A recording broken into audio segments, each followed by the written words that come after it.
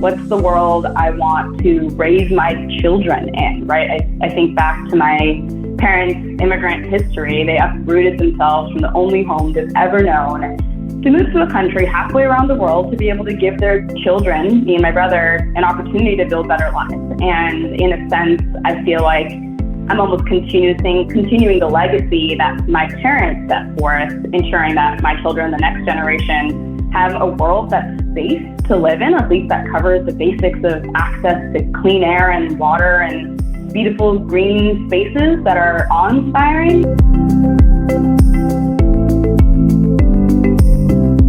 How many women did we know that provided shelter or provided housing or started small businesses without having this economic power or financial freedom or even knowing anything about finances? They just got it done because that's what we do. We take very little, stretch it, and make it work. We have always done that.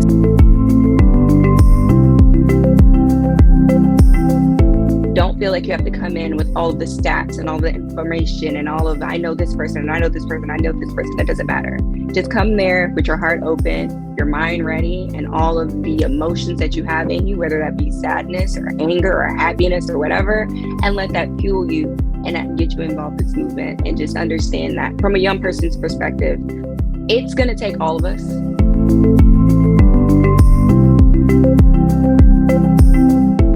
And the fact of the matter is, when I was knocking doors for the constitutional amendment proposal last year, I had a man tell me about how the gestation time for a human pregnancy was a solid year. And he did not once stop to think about whether or not he was qualified to make that wrong statement.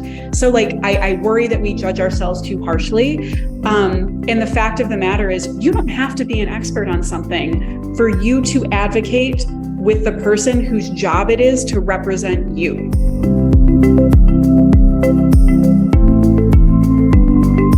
The definition of leadership is any of us, and that means being able to seek out women of other communities to be a mentor. When I first started in this business, I had 3 white women who were my mentors, and then transitioned over into a place where I became more associated with the Asian American, Native Hawaiian, Pacific Islander community. So for me, I think it's so important to see women of all communities be mentors to other communities, because then that definition of leadership expands. There's lots of great groups on the ground doing the work. Really, what's important is there's a place for everybody. And what you need to know is listen to the people most impacted by gun violence. Listen to people's stories. People want to be heard. People want to be recognized. There's so many people impacted. And as far as politics, there's so many ways to get involved.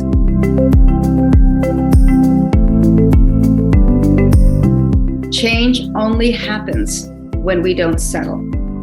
And I think my journey, my 15-year journey continuing, is a sad representation of what I think most of us need to go through with whatever it is where we're trying to make a difference. But it can happen. It's worth it. I promise you it's worth it, even though I think I have paid a price in many ways. I'm not stopping.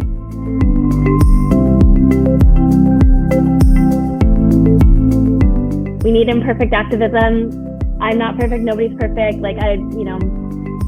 We all have things that, people can point to that say, you're not qualified to do this. You shouldn't be talking about this, but we need it all. So be imperfect.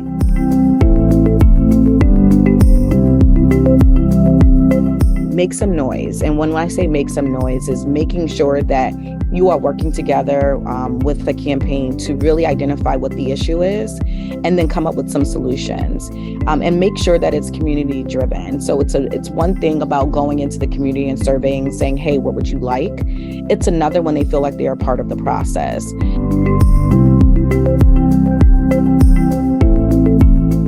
Your regular experience, your regular life experience is qualification enough for you to serve. The only thing that you need is to care about the city or the state that you're living in. That's really the only thing I think that you need in order to be a successful politician, is to care. As long as you care and you really want to make this space a better place, you are very much qualified to be in that room. And I think I just want to make sure everybody listening, especially people who thought they would never run for office, You are very qualified. If I am in this seat, you can absolutely be in this seat. So never forget, despite the things that people are saying, that you deserve to be in that room, regardless of your quote unquote experience that you have.